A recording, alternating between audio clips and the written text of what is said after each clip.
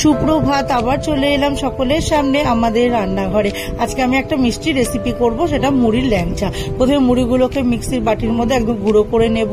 নিয়ে এবার গ্যাসের মধ্যে ফ্রাই প্যান বসিয়ে আমি দুধ ঢেলে দেবো। এক বাটি দুধ দিয়ে ওর মধ্যে এবার দুধটা গরম হলে মিষ্টি করার জন্য একটু চিনি দিয়ে দেবো। দিয়ে ফুটে উঠলে এবার মুড়ি গুঁড়োটাকে ওর মধ্যে দিয়ে দেবো।